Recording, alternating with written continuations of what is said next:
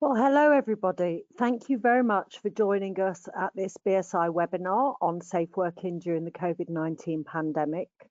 We have a short number of presentations to start us off today, but most of today's session will be about you asking questions to our panel of experts who I will introduce in just a moment. So please put your questions in the chat and they'll be sent to me and I will direct them to the panel.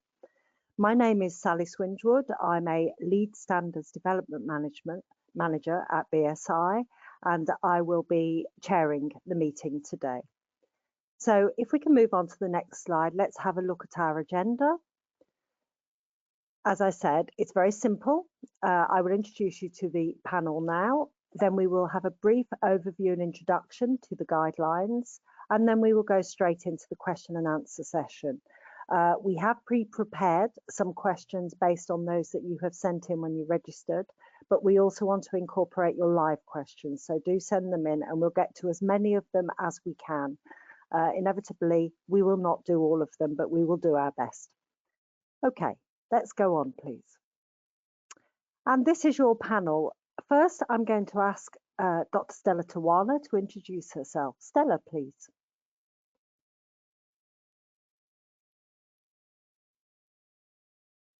Everybody. I'm Stella Tawana. I'm a medical practitioner, private practitioner based in Botswana. I'm also a member of Botswana's National Standards Body. Thank you very much. Thank you, Stella. And Frank Lee. Hi everyone, my name is Frank Lee. I've been involved in the assurance sector now for almost 30 years, over 30 roles with BSI. My current role is that I'm Technical and Compliance Director for our Global Product Certification business, where I look after things such as our Kite Mark, Mark of Trust, CE Mark and UK CA Mark activities in the future. Prior to working with BSI, I worked in the pharmaceutical industry for over 15 years, so that was something of a complete career change. I'm also a fellow of the Institute of Collaborative Working, who I represent in a number of committees, including the COVID-19 Guidelines Committee that we're talking about here today, but also other standards such as BS 11000 and 44001 for collaborative working. So hopefully I can bring some management system experience today, as well as product assurance to this particular meeting. Thank you. Thanks, Frank. Deborah Harding, please. Hello everyone, my name is Deborah Harding. I'm the Managing Director of the Market Research Society, which is the UK's professional trade and regulatory body for market, social and opinion research. I'm also Vice President of the European Federation of Research and the Chair of the Global Research Business Network. I sit on the ISO Technical Committee responsible for research standards, but also during the COVID crisis, I have been working with the UK government developing safe working guidance and also developing safe working guidance for the research sector, as it clearly has quite a lot of implications for those that do face-to-face data collection. Thank you. Thank you, Deborah. Peter Capelhorn, please.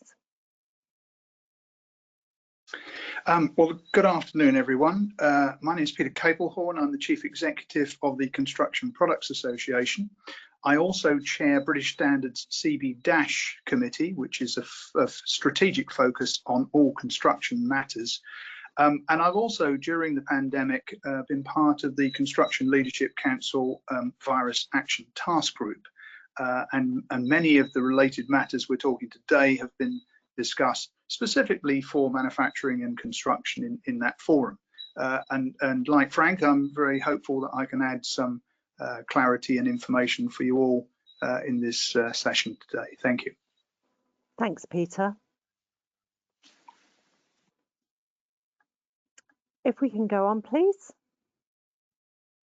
So in a moment, I'm going to give you a brief overview and introduction to the BSI Safe Working Guidelines. But before we go there, we'd like to do a brief poll to see who is already using guidelines to get back to work or to continue working during the pandemic. If we can go to the poll, please. So if you could use your buttons to let us know if you are already using guidelines to help with safe working. Please tick all that apply so we can get an idea of where our audience today is at.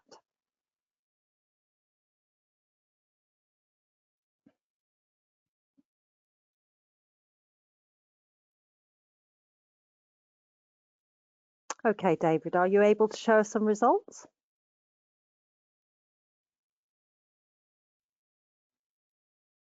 That's great. Okay, thank you very much. So we've got 77% of people using some sort of guidelines, and 30% of you have seen the BSI ones,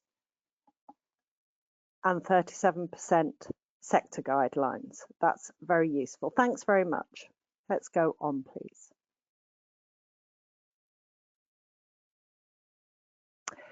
So the BSI Safe Working Guidelines are generic. They're suitable for any business, regardless of size, location, or type, and they were developed to reflect good practice from a variety of trusted sources. We have an expert advisory panel, and 3 of those members are on this panel today. Stella is going to be the project lead in ISO as we develop the BSI document into an international document, but Peter, Frank and Deborah have all contributed so far as well. These guidelines have been regularly reviewed and updated as knowledge has grown and the situation has changed. So the guidelines that are currently available through BSI are the 3rd version. The first version was published at the end of May, beginning of June, and then we had a new version in July and another version in August.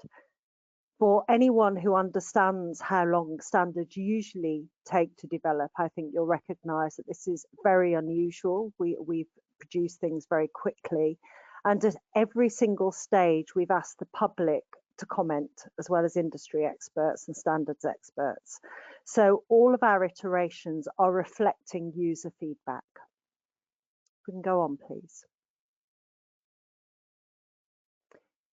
So the guidelines are intended to provide comprehensive practical advice. I think we had a lot of feedback that advice tended to be quite confusing. National advice could be very confusing, and it was quite fragmented.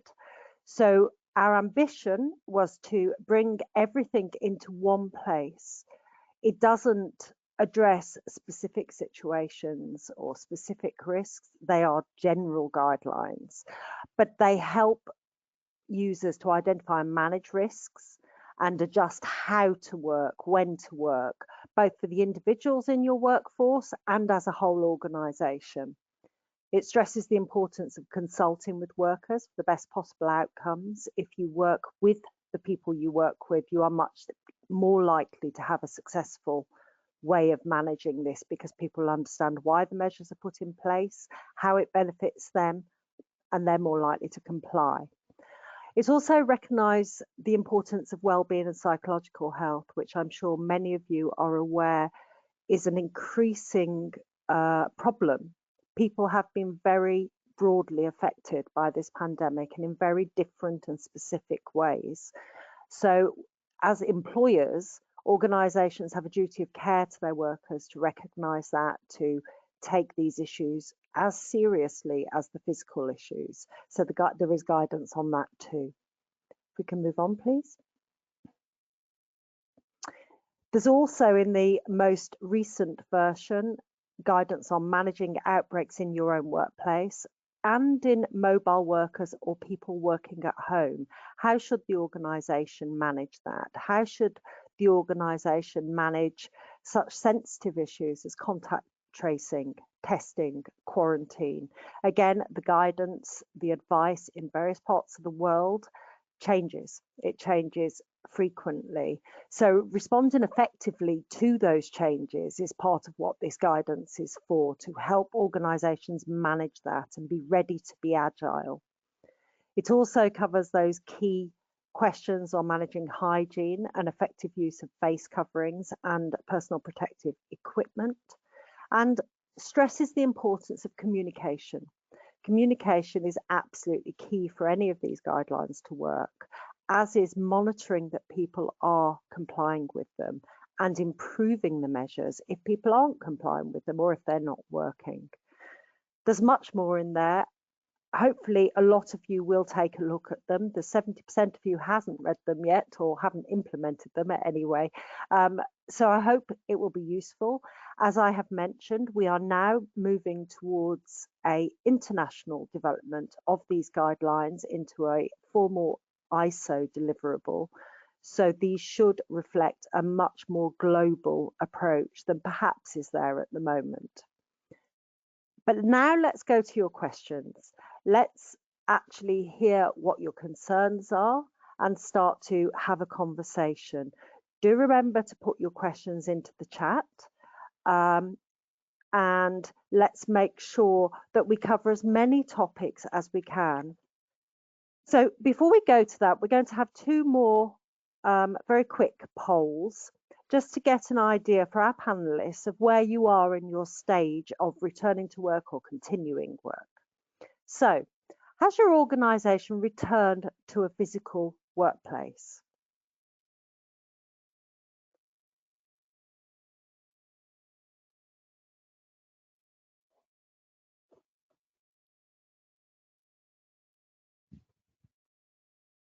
Okay, David, do we have some results?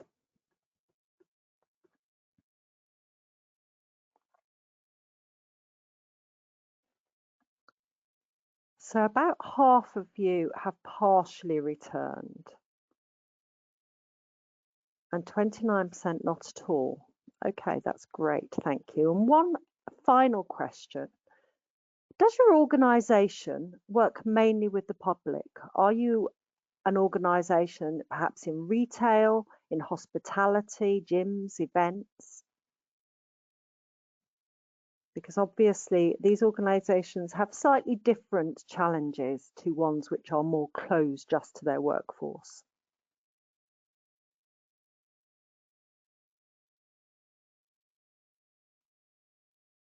Okay, let's see how you have responded.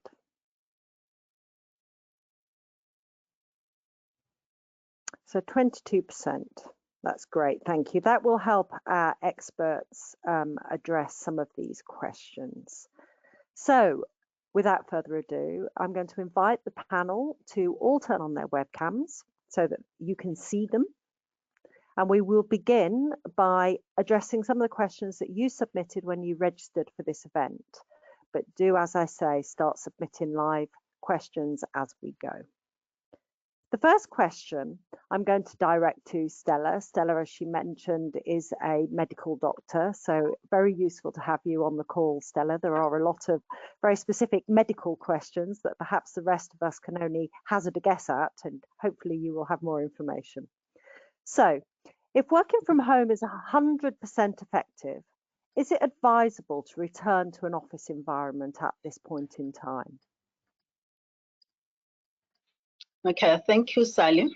My advice would be that you should only go back to the office if you are convinced that your employer has put in place measures to control any risk of infection from COVID-19.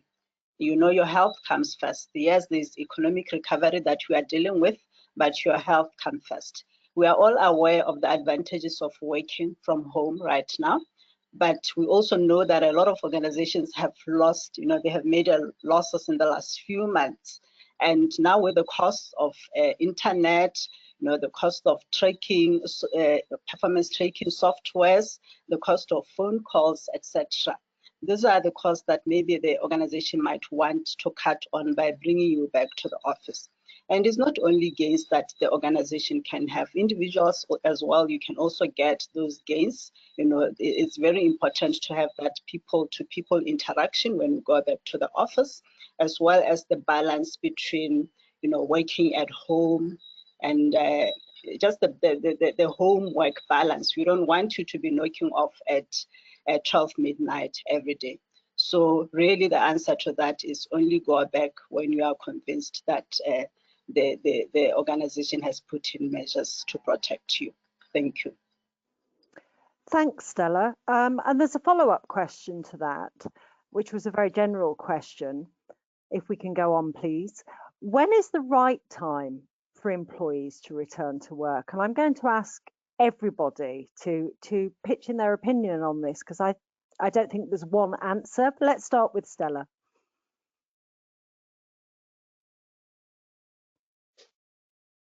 We can't hear you, Stella. I think this goes back again to what I've said earlier, that we only need to, the right time to go back is when we have put in measures in place and the workplace, and as well as measures for you as individuals, because with the lockdowns that we've been having, you'll find that, you know, schools may be closed right now, so you may not be having childminders at home. So you need to ensure that you as individual, you have measures in place, as well as the workplace has measures in place. And of course, we need also to take into considerations issues of community transmission, you know, the rates that we're currently having, especially in the workplace. If you are going back to a workplace where your colleagues were still working, you know, what are the current rates in the organization? Are we having a lot more of people are infected? Are we having people isolated in quarantine, etc.? Thank you. Thank you, Sally. Peter, what are your thoughts on this? Sally, thank you. Well, I'd just like to take that question as it stands into a slightly different arena, if you like, and because the right time might be that people need to, or are, re-evaluating whether the previous world was the right world for them or the right world for their company. I think we have heard a lot about people talking about the new normal.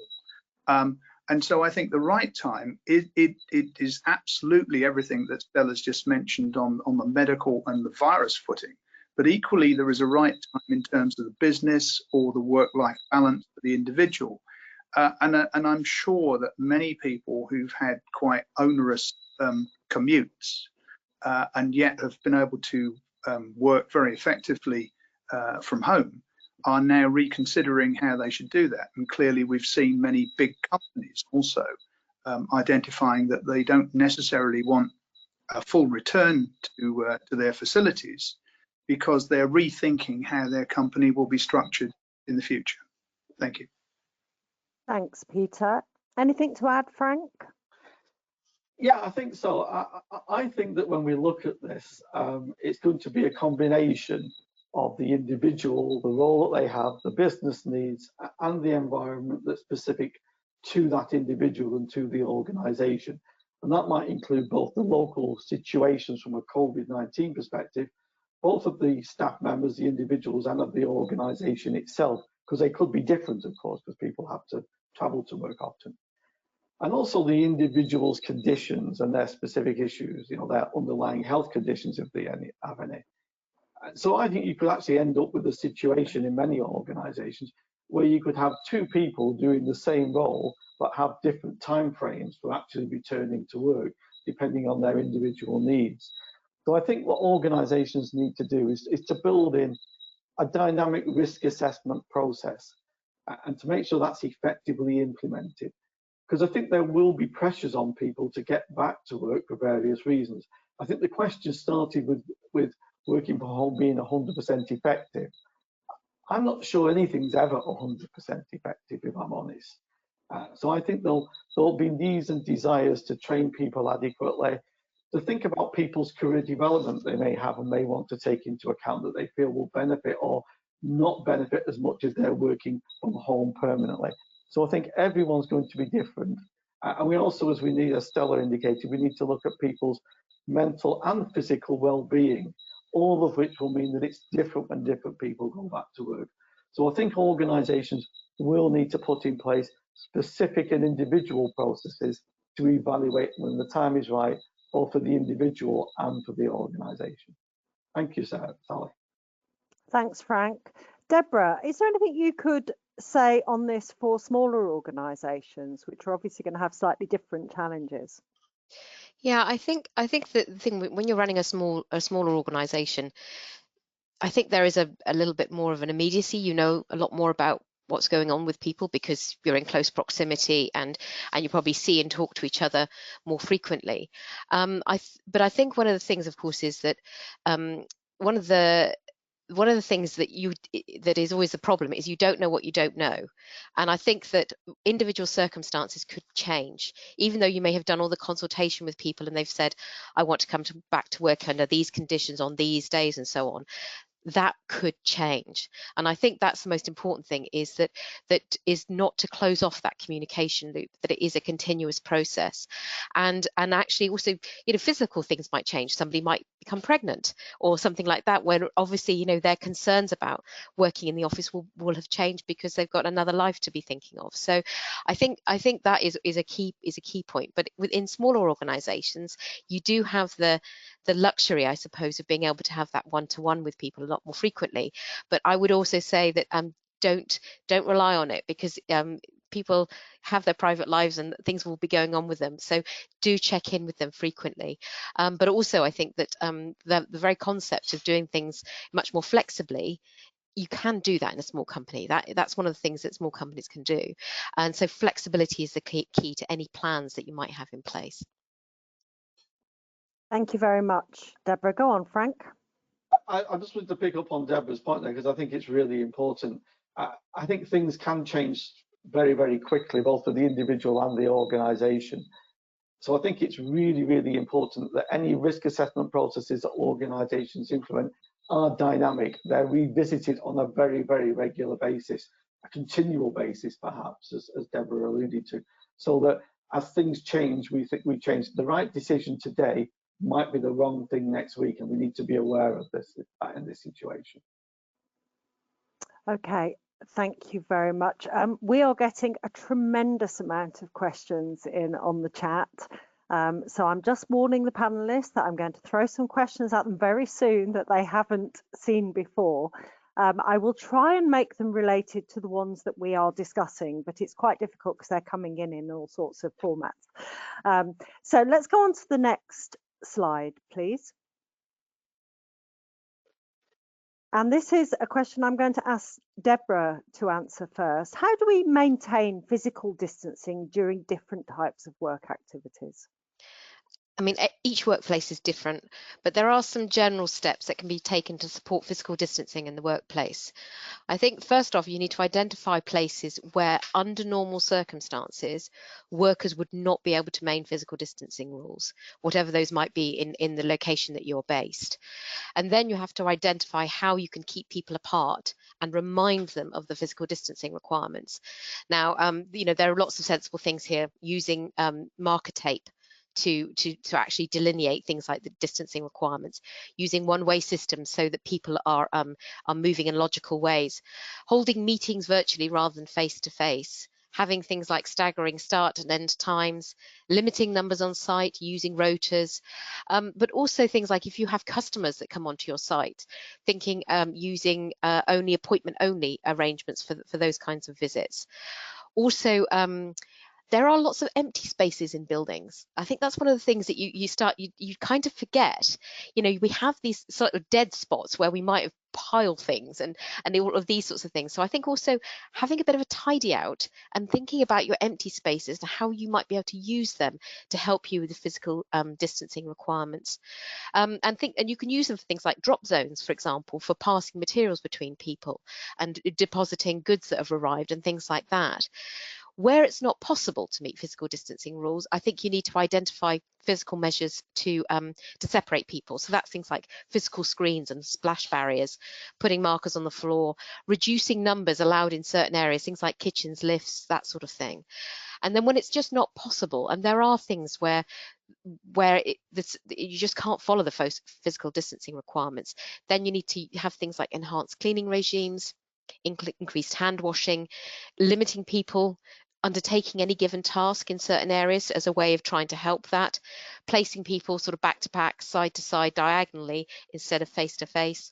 And think about things like introducing team and cohort working to restrict contact with others outside of the team. So if infection does get within one team, you sort of can ring fence the issue to a group of people. And the other thing, of course, is improve ventilation. If you can open windows, open the windows. It's one of the most basic things, but it is really, really, really useful in terms of physical distancing, where it's difficult to maintain it. And signs, and more signs is what you just need to keep reminding people all of the time, because we can all easily forget. Thanks, Deborah. And hold on to the ventilation thought. There's a lot of questions coming in about ventilation.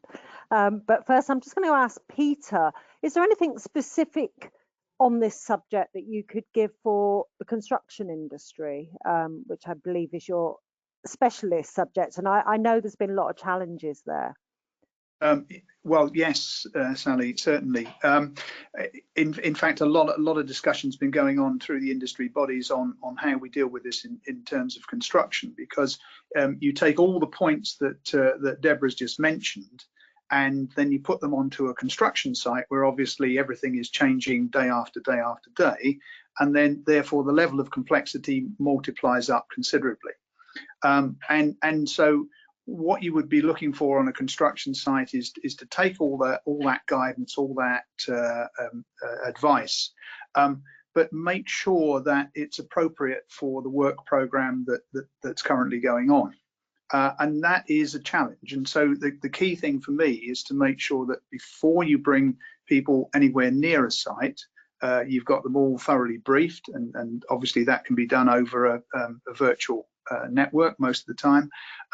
You make sure that obviously you've got everybody focused on both their job, but also on making sure that they stay safe.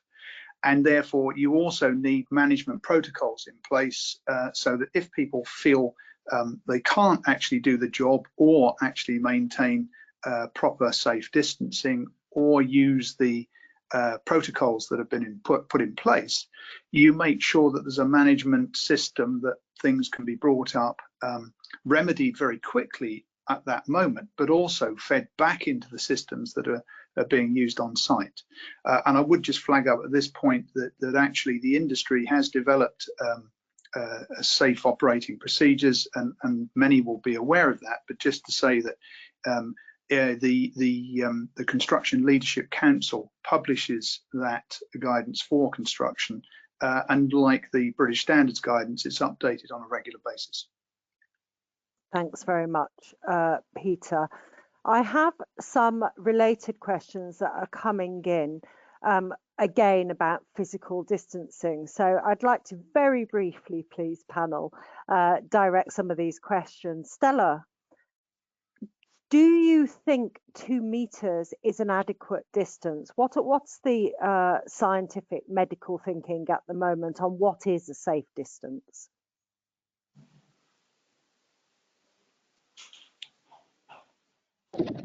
Currently, the 2 meters is the working distance. This is actually based on some studies that have been done in the past from infection with similar viruses. So 2 meters is the working distance that we are currently using. And therefore, when it comes, I know that there's a question, something to do with contact tracing later on.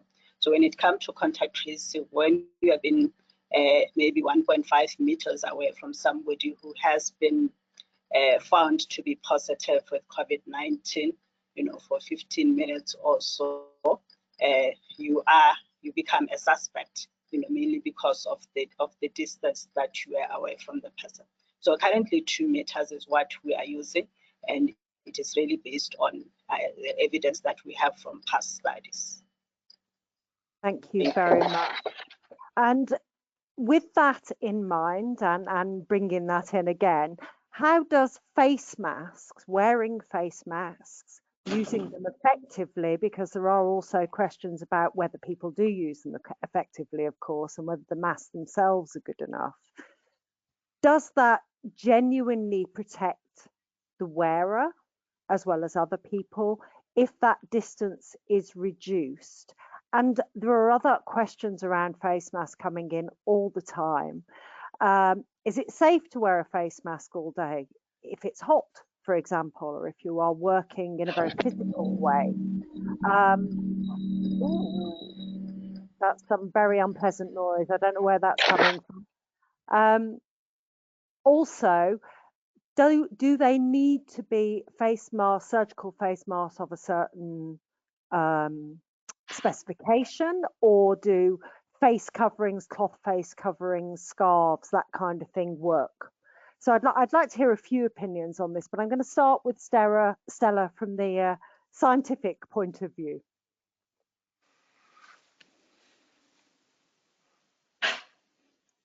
Thank you again, Sally. When it comes to mask, you know, this is a new virus. Whatever we are using right now, it might change tomorrow, it might change next week, depending on what we are getting from the various studies that are currently going on. But for people who are not in the medical field, for people who are not, carers of people who might be infected with COVID-19, a fabric mask is okay to use. We seem to have lost you, Stella. So if you want to mute yourself for a moment, hopefully your connection will stabilise. Peter, have you got any thoughts on masks? Certainly, Sally. I mean, I'm an architect, not anybody with medical understanding, but clearly it seems to me that masks are a logical aid to preventing spread. And so my sort of take on this is that wherever possible, we should be wearing masks because it's a sensible thing to do. If you're in the workplace, however, there are a lot of jobs where masks become tiresome or difficult. And we know full well from other examples of PPE, if it gets in the way of doing the job, it is very difficult to get people to continually wear the equipment in the right way. So I think there's some challenges there.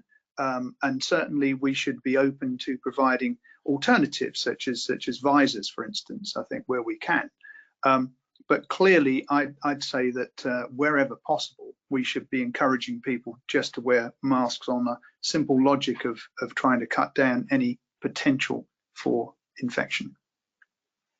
Thanks, Peter. And I've had a few, while we've been talking, more comments and observations on masks. That there has been a paper recently in the Lancet that links viral exposure to being lowered if people use masks, and that face visors are not as effective. So as Stella says, the knowledge, the understanding of all this is changing all the time. What would you say about encouraging people to cover their faces? Deborah, have you any thoughts on how we encourage people to use face masks? Well, think of it in terms of business context, and I mean, I run a small company. I think we've had a lot of discussion internally about getting to work, what happens when people get going to work, and how uncomfortable many of them feel about things like wearing face masks on public transport. But we've also had lots of discussions among the staff about we're all in this together and none of us want to infect each other.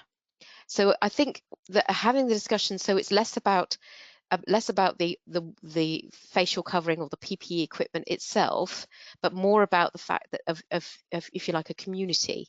And this could be the same in a village or as it is in a small business or in a large business. It's the fact that you're in it together and you want to do the best for each other.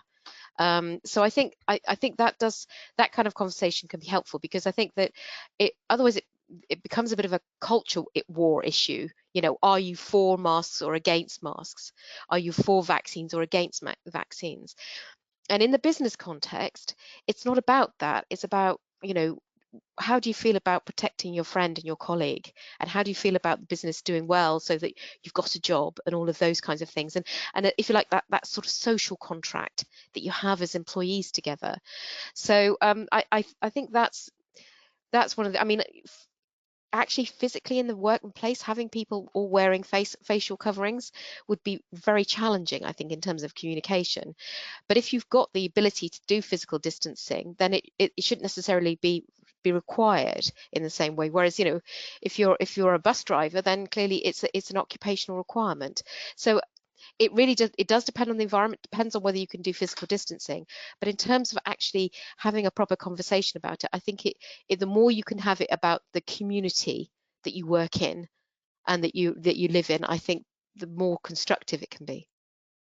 Thank you. And I just want to bring Stella in again because we cut you off prematurely. And I'd like to ask you more about visors, Stella. Do you think face masks and visors are comparable? Do you think visors worn on their own have a positive effect?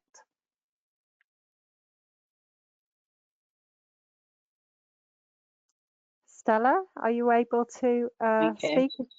From my end, really, visor. Can you hear me? Okay. It's cutting in and out. Okay, from my end, really. Can you hear me? Is it okay? Yeah. It's fine. Oh, okay. Okay, I was going to say from my side, really, visors cannot be used to replace a mask.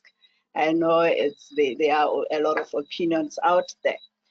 When you look at the way we wear a mask snuggles, you know, around your mouth and your nose, and it protects the next person. It does not necessarily protect you as the wearer, but it protects the next person. Then the visor works in instances where you have somebody with maybe a chronic respiratory condition, where you work in workplaces where you might need somebody to lip read. And when we use it, we must ensure that it extends, you know, below the chin, and it also covers the sides. But it really cannot replace a mask. That is my opinion, that it cannot replace a mask.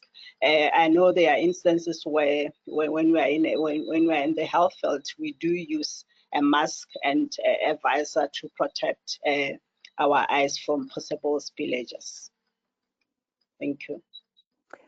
Okay, so we're still getting a lot of comments on masks and visors, but I'd like to move us on, if you don't mind, because otherwise we'll spend the next hour discussing them. Because as Stella has pointed out, and many of our attendees are pointing out, the evidence is still coming in, and there's all sorts of different opinions. So I don't think we can give a definitive answer on this, and I think it is worth remembering that physical distancing will give you the protection as much as anything else. So when in doubt, put some more distance between you and the next person as a minimum, and wear your masks if you can.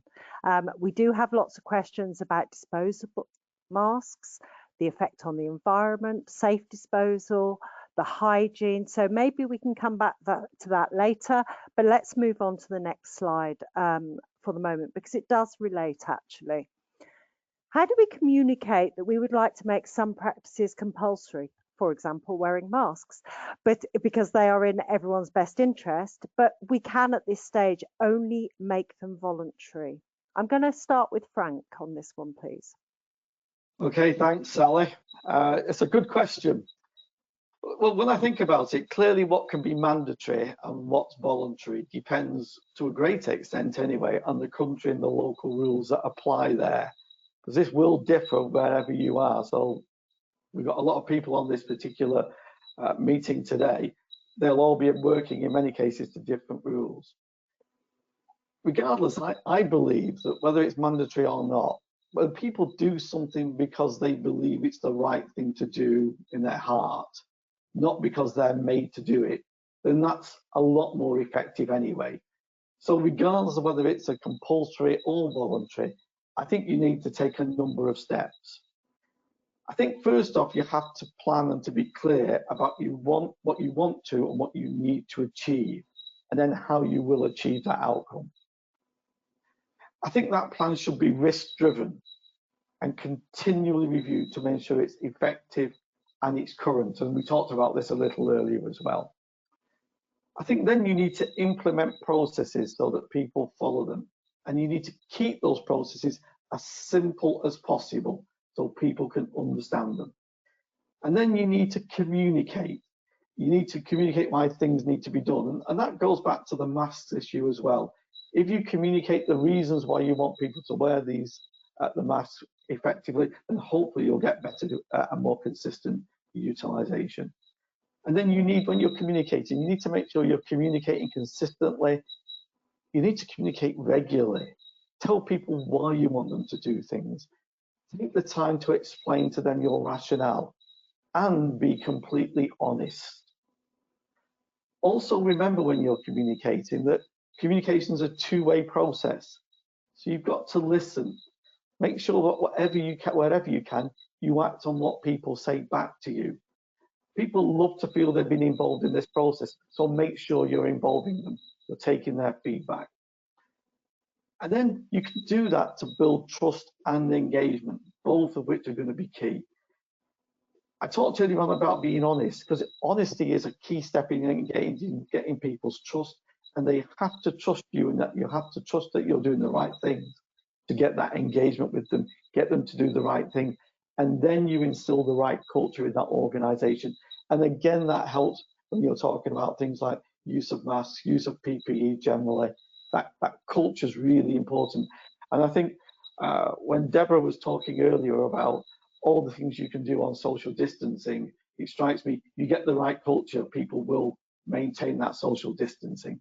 So that culture is really important, and you have to embed that. And as managers, those of us on this call who are leaders need to walk the walk, need to show by example. You know, we have to do it as well. And it's really important that people understand that, people walk the walk when they're out there. And then, of course, you need the structure that underpins that. People need to know what needs to be done, who's responsible for doing it, when and how it's all done. And that needs to be unambiguous. And then the key thing to me after that is to measure what's happening, measure the results, measure the outcomes that you're receiving, measure and ensure that you've got that positive culture in place, and then build on that and build that into your dynamic risk assessment process that tells you how to improve and continue. So I think that for me is the key points to that particular question. Thanks, Frank. Let's go on to the next question, because these are all quite related, so we can all come back into them. I'm directing this one at Peter. Multinational, multicultural workforces. How do we best manage our duty of care where, you know, as Frank was just saying, we want to bring people with us. People are much more likely to follow the safety measures that we're putting in place. But how do we communicate that effectively if we have a very diverse workforce? And how do we manage a simple messaging and an understandable messaging when official guidance keeps changing, and when it almost certainly is going to be different from one country to the next in an organization which has multiple sites in different countries or jurisdictions? Absolutely, Sally, and yeah, I mean, this is another level of complexity on top of the things we've just been discussing. You know, for quite a long time, construction sites have been working very hard at how they communicate with all of those on the site, and certain protocols have been established. So first of all, we identify what communities we've got on any particular site, identify how many speakers of one particular language you've got, and then you've got to channel your messaging to suit all those various communities. But in particular, it's about making sure the messaging can be put through visual means rather than necessarily communicated by spoken or written means. That's been very successful, certainly for at least the last 10 years in sites in the United Kingdom. And a lot of good work has been done on that. But also, of course, it's a case of having access to facilities, and I know that there are quite a few organisations that can be contacted to work through this, to make sure that you are communicating in the correct way. You're communicating with the right engagement to suit the particular communities you're addressing, and not make too many assumptions that would either cause offence or to spoil the accuracy of the communication, because all of us suffer from misunderstandings, you know, and I go back to the fundamental that America and the UK are two countries that use the same language but divided by it as well. And I think that shows you that you need to be accurate over this kind of effect, and you need to put the effort in ahead of time. Thank you. Thank you. Would anybody else like to chip in on that? One of the questions we're getting here is, do you need to put different rules in place in different places if you're a multinational, multi-site organisation? Or do you think it would be better to have a single set of rules and measures which is applied everywhere, even if they go over and above the regional guidance or the local guidance? Frank? Yeah, I think that's a really interesting point, actually. And just picking up on what Peter says, I think right up front, when you're looking at what you need to do in your various locations, you have to accept that the context or the circumstances of different locations will be different. And Peter is far more aware than I am of this, working in the construction industry. What will work well on one particular site may not necessarily work well on another, simply because of the individual circumstances. So understanding those circumstances and that context up front is vitally important in implementing the systems. And so I think they will need to be tailored to a great extent. And of course, you need to go on at the end and measure the effectiveness of what you're doing in achieving those desired outcomes. You know, and it goes back to Plan, Do, Check, Act, which we've talked about for many, many years. But you know, it's a methodology that holds true in so many fields. Thanks, Frank. Deborah, did you want to say something? Yeah, no, I was also thinking that it's really, really important to involve the staff on the ground level within these considerations, because also at the end of the day, the people who know best about what the risks are within any given site or any given country are those that are working there. And so having things like local groups that will have responsibility for this, for safe working and risk minimization, would be a really good way of getting that feedback, because, and having it as a multi-tiered group, so it's not about senior management, but actually is across the work that's being undertaken, so that you've got all aspects of the kinds of activities and all of those considerations included.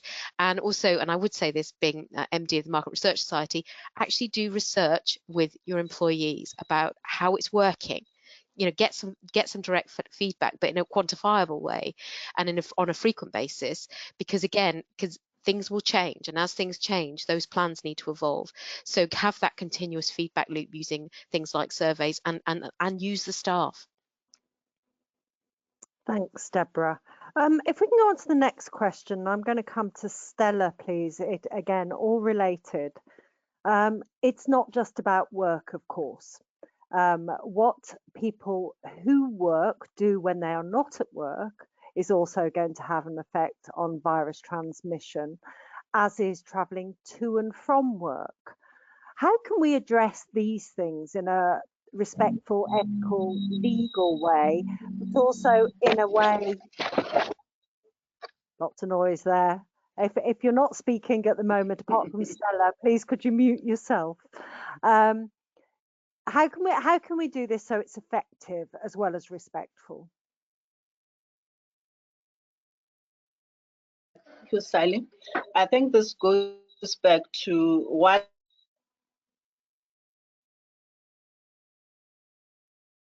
Oh, we may have lost Stella completely. Okay, would anybody else like to pick up that question while we see if Stella can make it back to us? Frank? I'll pick up in the hope that Stella joins us quickly and can rescue me.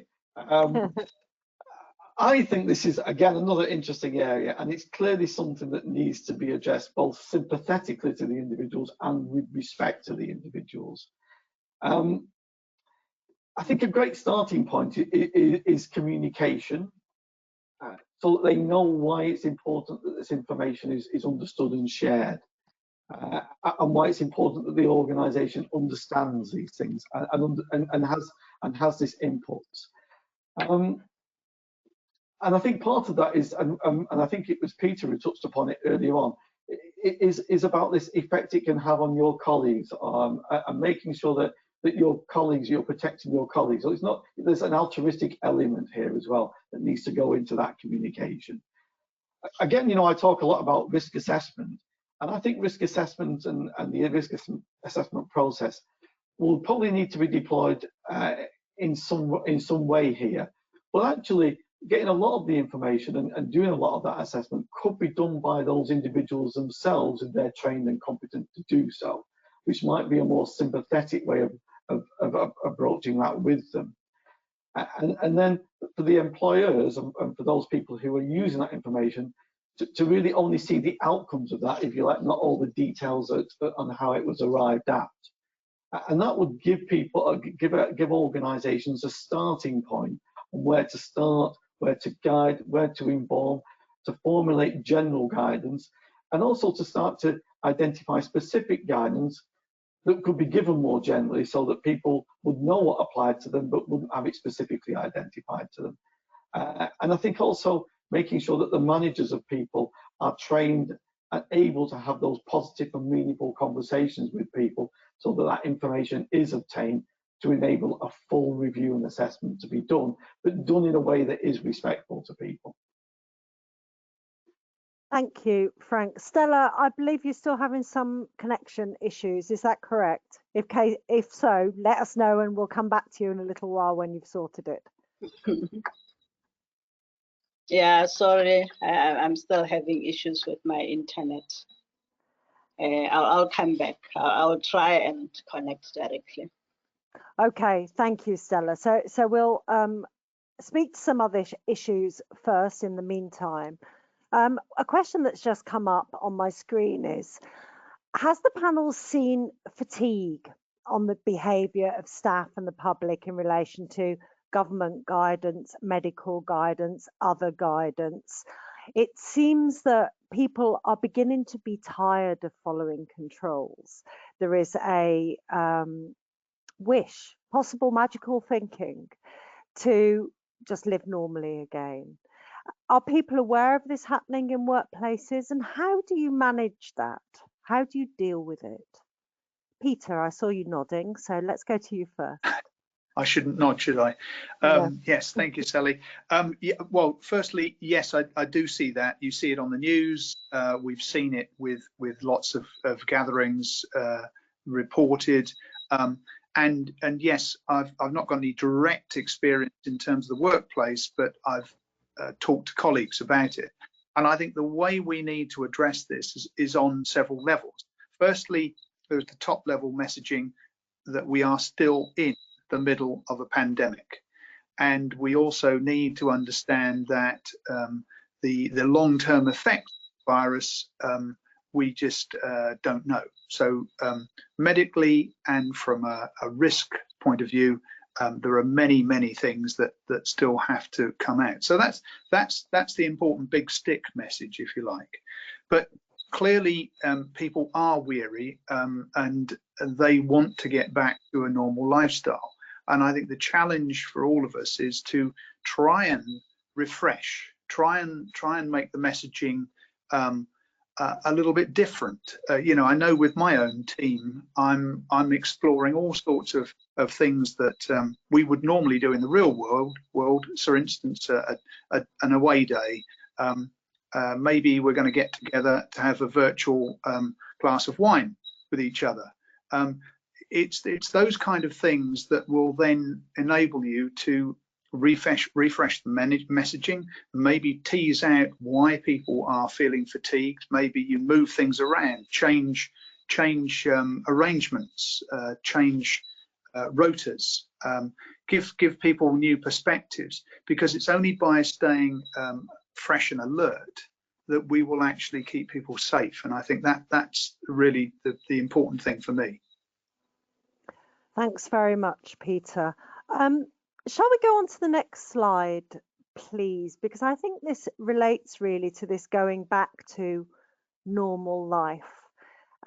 People are arranging events. Now, in the UK, we've just had a change in rules that in general, no more than 6 people can get together at any time outside of a work situation.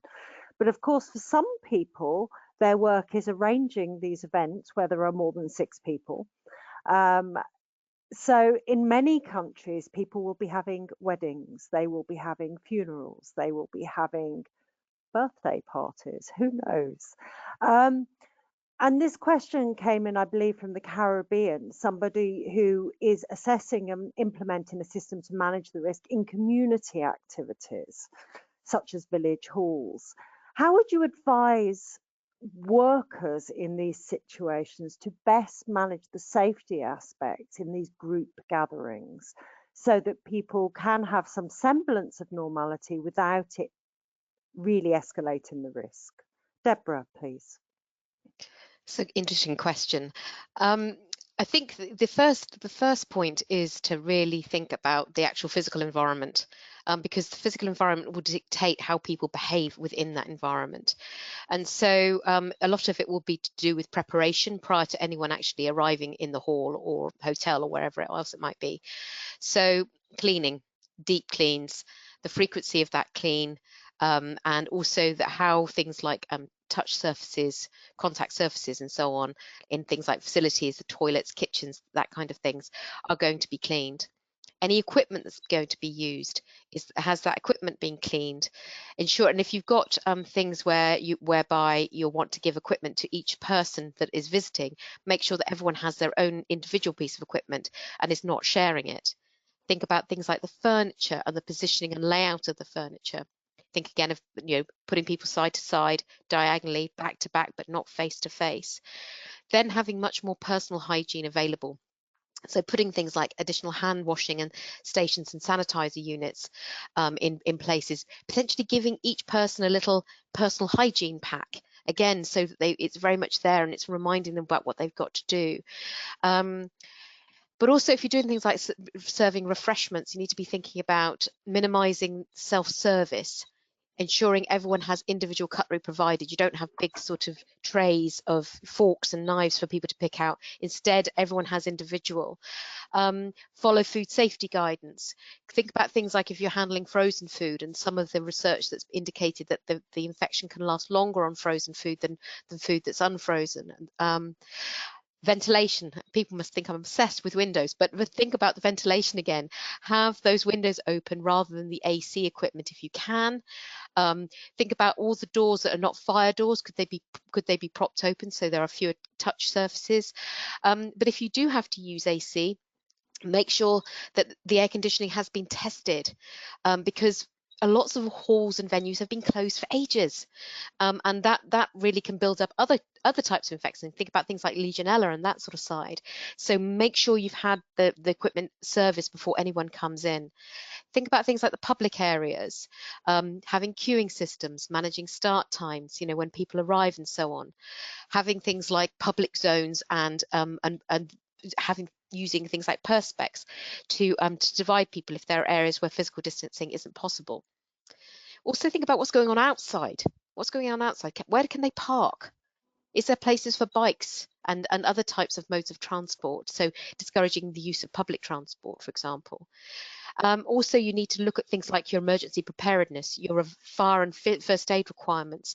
They will need to be updated for these kind of venues. And then one of the most important things is getting the volunteers and the visitors to understand what it is they need to do when they're there. So putting up signage, maybe contacting people before, communicating exactly what the expectations are of them when they come on site. So there's no surprises. Nobody likes surprises. But also all the staff that are working, make sure they understand absolutely what's required of them as well.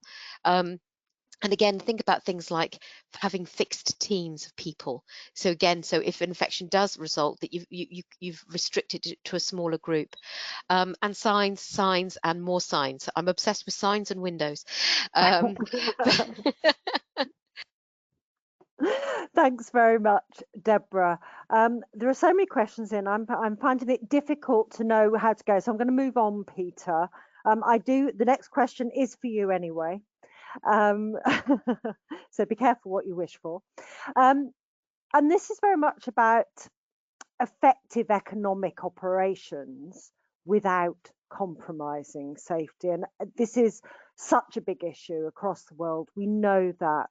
Do you have any general advice, not just for manufacturing, but how do people manage to carry on being time efficient whilst having less workers in the physical building, with more social distance behind them, with everybody arriving at different times? What advice could you give? Thanks, Sally. I think the key thing is preparation. The key thing, and this is really a job for anybody running a team, anybody in senior management. They have got to understand the processes that they're asking people to undertake, and they've got to break them down. And Frank mentioned earlier risk assessments, and I'm absolutely 100% with him on that score. Having said that, I hate risk assessments that are theoretical or just a tick box. I'm not expecting loads of bureaucracy for bureaucracy's sake. Risk assessments are rooted in reality and are about analysing process and making sure that you really do get to the grips of it. It's not about filling numbers in on a chart.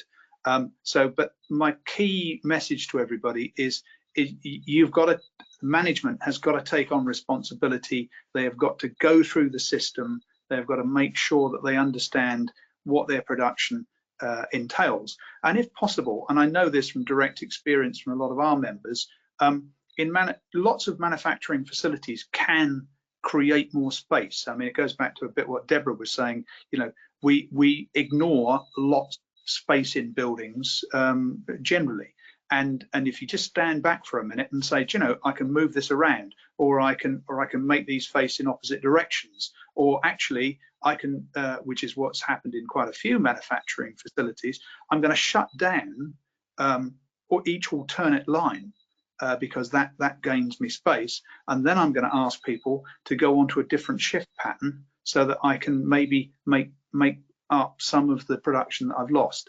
Key things for me. So it's preparation and management taking responsibility. And I'm going to be very naughty and say the point I wanted to raise earlier, which is really crucial, I think. I was very much struck by a report about disabled people not being able to use the systems that people are putting in place. So car parking being closed, one-way systems confronting people in wheelchairs with steps. You know, we've got to think about people who are less fortunate at the same time. That's another bit of complexity, but it is crucial for that community. Thank you. Thanks. And I would like to bring in some of the other questions that have come in around this. Accessibility is a big issue.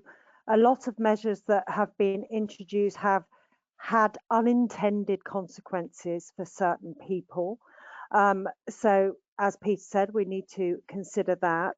We're also finding that some groups of people are being more adversely affected by COVID-19 than others. So the measures that are being put in place may not be sufficient, may not be enough to raise people's confidence and trust in returning to work.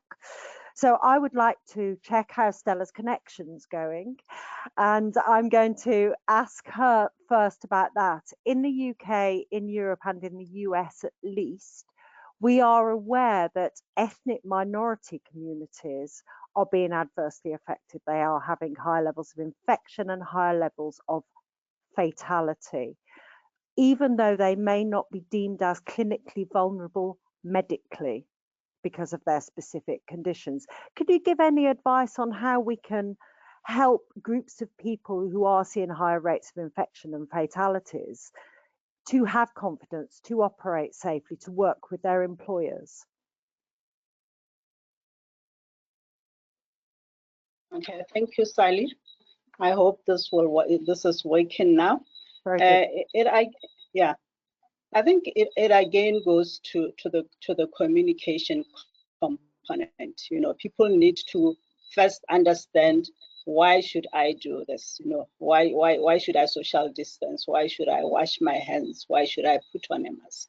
So they need first to understand that, then also to bring on board as we make decisions. You know, Deborah earlier said something about employees are the ones that understand their roles better than managers, better than leaders. So if we get them on board and also get their representatives on board, you know, because sometimes people, especially, you know, I'm here, no minority or anything, but I'm assuming that out there you'll find that there could be a community leader, you know, somebody that people look up to, who we can maybe talk to and get them to, you know, to get people to comply.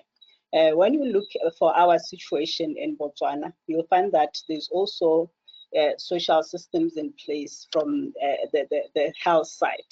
You know, I don't know what's happening in Europe and in other countries. You'll find that health is free. When it comes to issues like COVID-19, this is a public health issue, and you will get assistance whether you can afford health or not. So that is also another thing that somebody might not disclose that they have been in contact with somebody who has who has been found to be positive, because they are thinking, you know, if I say I've been in contact with somebody, I'll be put on quarantine for 14 days or whatever without pay, etc. So I think communication to say, okay, if you come on board and say 1, 2, 3, you will still be able to gain if you are going to gain, or if you go away for 14 days, you are not going to get paid. So it is very important to communicate and communicate more. Thank you. So I'm going to take the questions out of turn now because we're running out of time. But quarantine is a big issue. Self-isolation, if somebody at work may have COVID-19, but we don't know, and should they get tested?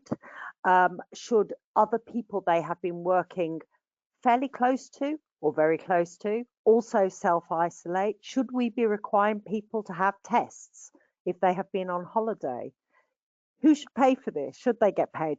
I would like us to have a general discussion on this, and really, what is a sensible, practical way of managing quarantine in a workplace? I would like to explore everybody's views on this, really. I'm going to start with Frank, because he's been quiet for a little while. Yeah, that tactic of being quiet didn't work on that question, did it, Sally? Not at all, nope. I think, and it goes back a little bit, my thoughts here go back a little bit to the last question as well. A lot of the time we focused, I think, on many of these questions on approaches and attitudes and communication with workers and the effect on workers. I think one of the things we're going to have to face in the future, those of us who are leaders in our organizations, is that there needs to be a cultural change, not just in the people at work, but in the people owning and managing businesses and society as a whole. And so I think that we're going to have to become more aware and take more account of the specific needs that people might have in terms of their potential vulnerabilities, but also in, taking into account the fact that there may be occasions when people will have to self-isolate or to quarantine, that their families may have to, or that they may be family members of people who have to, or that there may be a need to monitor people more closely than they have in the future, but for everyone's well-being. So I think we are going to need to see a cultural change and a structural change. And if I'm honest, I think maybe as a society, we might have to accept that things will change. Here in the UK, for example, you know, we've been very, very used to many things being cheap, relatively speaking, that are of high value but low cost. I think we would have learnt that from the problems we had with PPE in the medical sector just a few months ago. But maybe we are going to have to pay more in the future for things so that organisations are still able to remain profitable, but to take care of their people in a considerate and a holistic way to make sure that everyone's safer. So I think there are going to be some real changes in society as a result of this. That's probably my starter. Thanks, Frank. I'm going to come to Deborah now. If you could put, and this is really putting you on the spot, I do apologize in advance, but a very simple policy for how an employer should manage somebody displaying symptoms? How would you advise, say, a small organization to manage that in terms of isolation, testing, quarantine periods? Okay, I think, I mean, we all cough, you know, during the day at any point, and it may be that we've got some dust, or we've got asthma, or we've got, hay fever. So I think it is important to remember the three identified symptoms of COVID-19: high temperature, continuous cough, or loss or change to the sense of smell or sense of taste. Those are the three that still remain the three symptoms. So it is important, I think, to have that there is a distinction between somebody just having a cough and, literally just coughing because they've got a cold or whatever, and somebody displaying the wider range of symptoms. Because otherwise you could be in a situation where literally, particularly if you've got sort of lots of people who suffer from asthma, where the entire office could be quarantined for no other reason than they've all got asthma. So I think that's the first thing, is having a clear sense about what are the symptoms of COVID-19, and they have changed since the beginning of the pandemic to now, so keeping that under review. Then, as an employer, your employees would have a responsibility, if they do display the symptoms, to tell you immediately and go home to self-isolate. And as an employer, you then support them staying at home to self-isolate, and hopefully they're in a sort of occupation where they can work while they're self-isolating, so there's no question of things like not being paid, but also that they can request a free test, which in the UK you can, but that may not be the case in other countries. If they're fit enough to work, then if possible, you should ask people whilst they're at home waiting for their test results to work, because then it's a continuation, and the business doesn't suffer as a result. But also during this period, it's important to support the staff members in terms of their well-being and their mental health during this period. They may be feeling very anxious, very stressed. They may have lots of home responsibilities and so on, that makes life very, very difficult for them. So those factors need to be considered. And then if somebody with COVID-19 has been working closely with other individuals, so once somebody is diagnosed and they work closely with other individuals, particularly if physical distancing hasn't been able to be maintained because of the nature of the work they've been doing, then potentially you should be asking them to self-isolate as well. And obviously that things like the test and trace services, or track and trace, whatever kind of sort of service you have in your country, that will have requirements as well. And so you, as an employer, you will have to follow anything that comes through from those kinds of services as well. But I think it is keeping it quite simple, but also not making people so anxious about any type of small illness that they might have, that they're sort of having to quarantine the entire time for because it might be COVID. It is worth remembering what the symptoms of COVID are. Now, obviously, there are people who are asymptomatic, and that makes things difficult. But equally, there is a balance here, because otherwise, staff are going to be in a state of sort of heightened anxiety all of the time, and that actually isn't very good for people's mental health and well-being as well. Thank you, Deborah. Stella, I just want to ask you a little thought on, what do you think the impact of going into seasonal illnesses like flu seasons in various countries, and differentiating between flu symptoms, COVID symptoms, other bugs? As Deborah says, we all cough occasionally, we all get colds, there are many respiratory type illnesses around, and I've recently heard this week that gastrointestinal symptoms are also quite prevalent, so that's adding a whole new range of symptoms to it.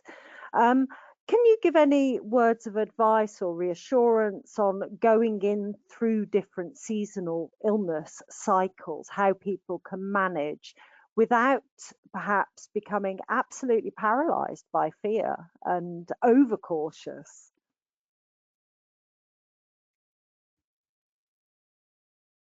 Thank you, Sally.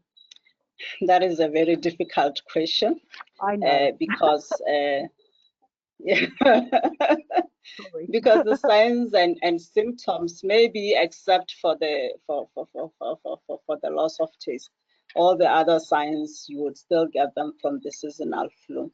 And I think the only advice is if we have measures in place, the contact tracing, the washing of hands, etc., and the use of masks. This will also assist us in knowing whether somebody or okay, let me just rephrase a bit. If somebody has been in contact with somebody who had COVID-19, obviously that takes away the possibility of questioning whether this seasonal flu could be COVID or not COVID.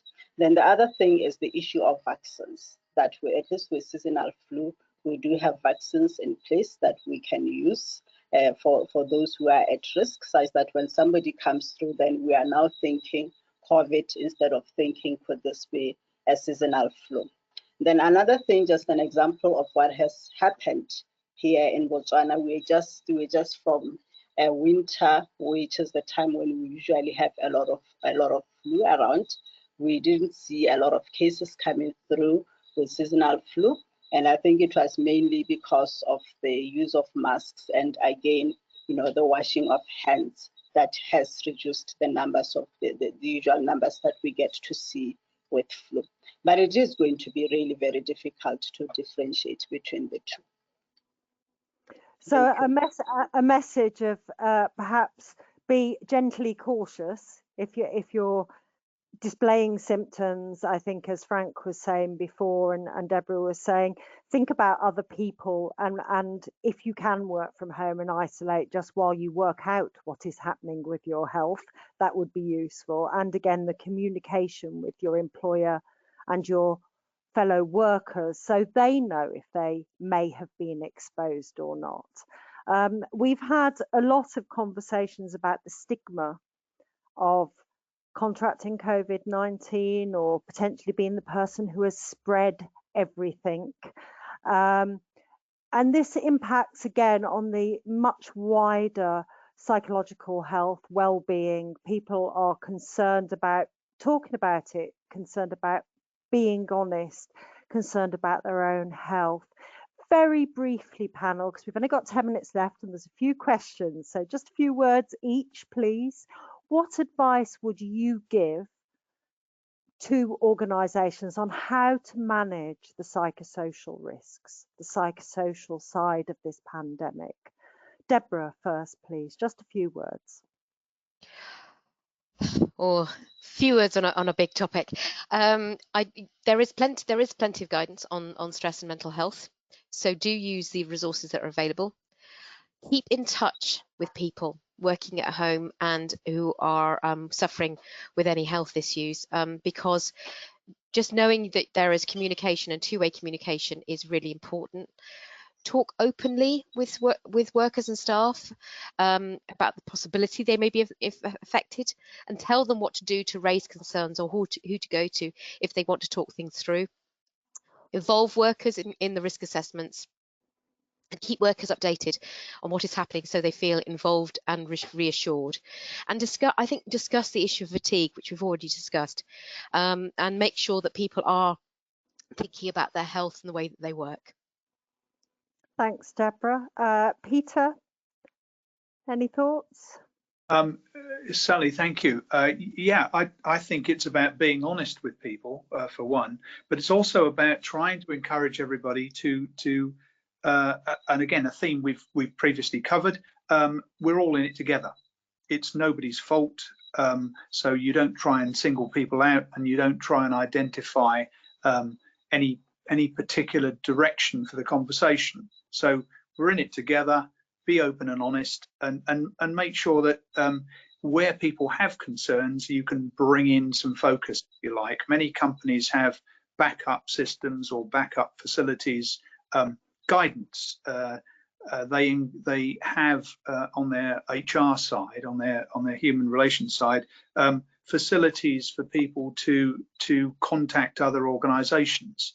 So I always find you need to remind people that those additional staff benefits are available and to use them.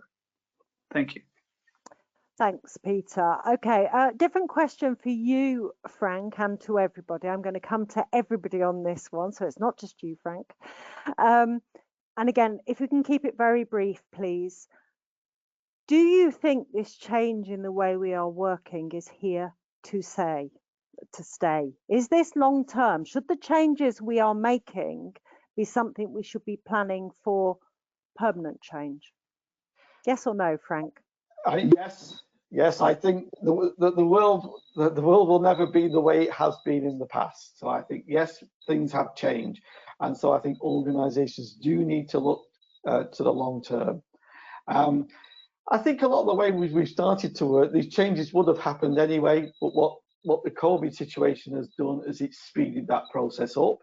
And I think what we'll also see is that we'll see the large big tech organizations who are providing the platforms like this one we're operating on today to realize that they can do even better, and that will drive things on even quicker. So actually, even some of the things today that the technology doesn't facilitate, and if you're working with people, you see some of those limitations. I suspect the big tech giants will address those things as well.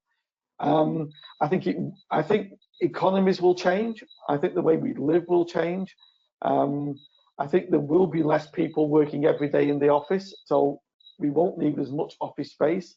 I think economies like the UK one that's very service driven, and a lot of that service drive is from people going to work, will have to change structurally. I think we will have many more people from work, and we'll need to learn new skills to do that in the way we manage people at home, the way we make sure there's the right level of personal interaction, and the way, and going back to some of the previous questions, I think the only thing I would have added to what Peter and Deborah said earlier on the previous question was on culture and how we develop that corporate culture that works in our organisation and supports people when we're not all in the same place as much as we used to be. Probably a longer answer than you wanted, Sally, I'm sorry. That's all right. I can't stop you, can I? No. I'm going to come to Stella now. Stella, there's been talk about there being more pandemics in the future, that it not just being once in every 100 years we experience these things. Given how that we do not know how long the effects of the current COVID-19 pandemic will be at the forefront of our minds, what do you think? Do you think we should be planning for permanent change?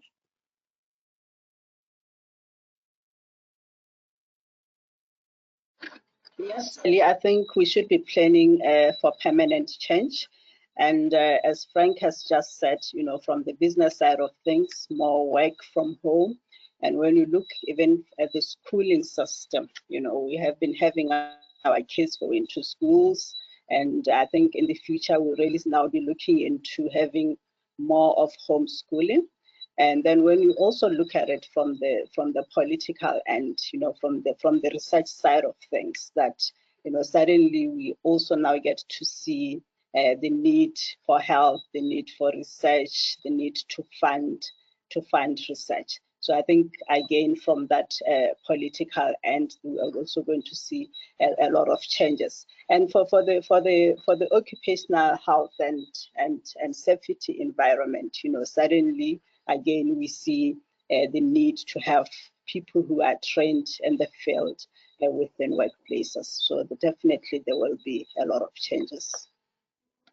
Thank you, Stella. Now, I'm just going to say a few words about how we're going to develop these guidance and where we go from here with these guidelines.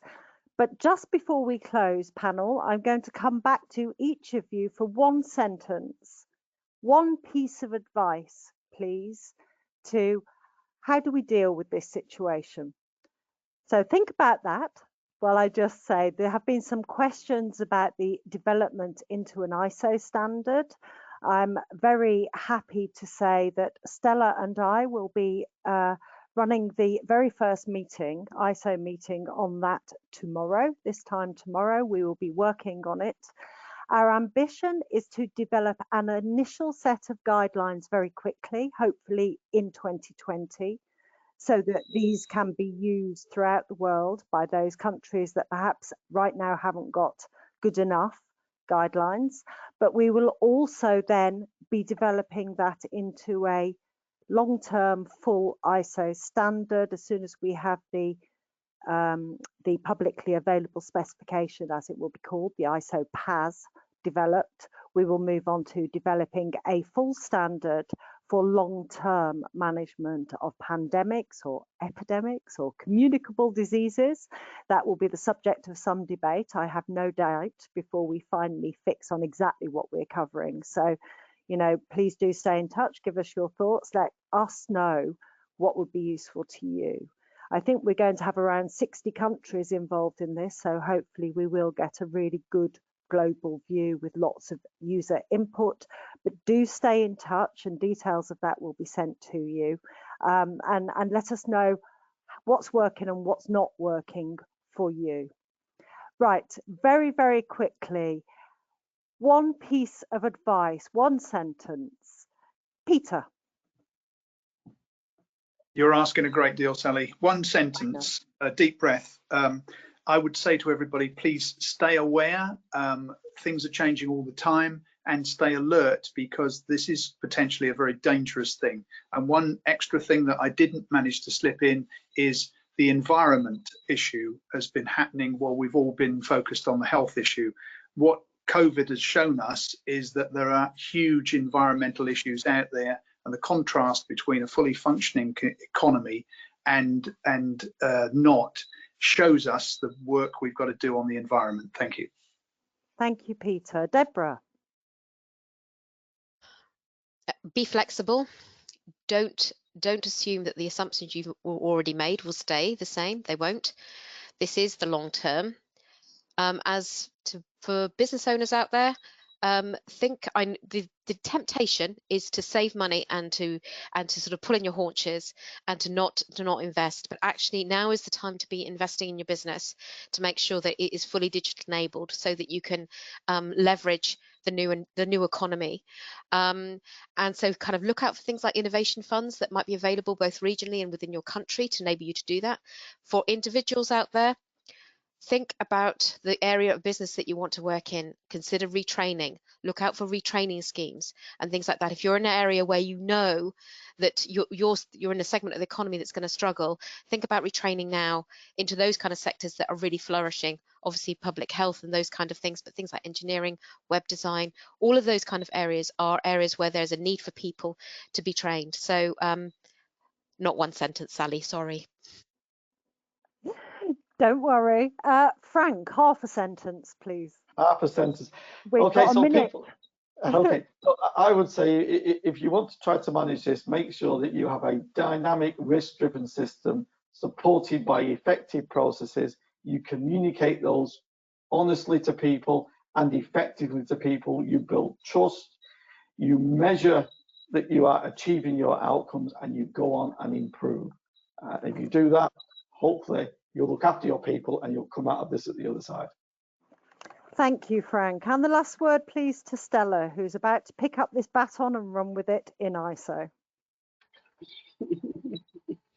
Okay, my last words, utilize whatever mental health programs that are there within your organization, and social distance, wash hands, and wash hands. Thank you. Thanks very much. And thank you to everybody. You've been a great panel. I think we've had a good discussion. We've got great conversations going in the chat boxes as well. Obviously, we have not managed to answer all of the questions, but what I am going to ask the panel to do is to work with me to answer more of them in a written document that we can share with attendees. We won't manage to answer absolutely everything, but I will try and do some themed questions where there has been repetition, and we will come up with some views and opinions. Please remember, they're just views and opinions. It is not the truth. It is not gospel. Evidence keeps changing. Our experiences keep changing. But thank you all for joining us today, and the very best of luck in staying safe, working safely, and keeping on your feet economically at the same time. Thanks very much, everybody. Bye-bye.